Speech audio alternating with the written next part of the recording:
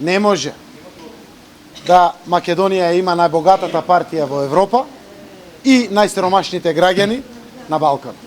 Сетот на мерки кои што постојат во нашата програма, преку намалувањето на трошоците, сите овие измислени трошоци од радиодифузни такси до извршители, до казни, преку укинувањето на ефтината тарифа и многу други.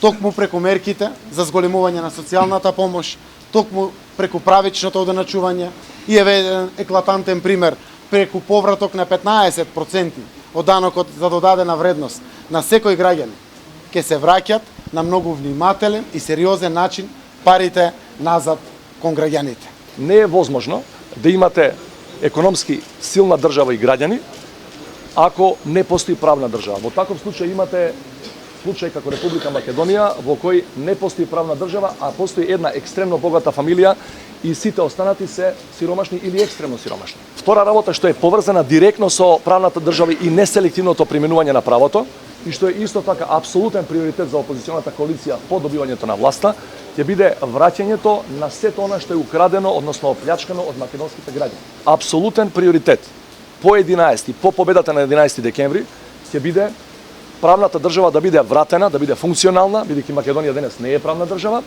а тоа може да се оствари само ако правото биде неселективно применувано. Денеска знаете, многу е важно дали сте член на фамилијата, дали сте член на владеачката партија, дали сте од ова или она етничка припадност. Тоа нема да биде битно после 11 декември, затоа што ќе одговараат сите што го прекршиле законот, апсолутно небитно дали се припадници членови на владеачка партија или на било чија фамилија.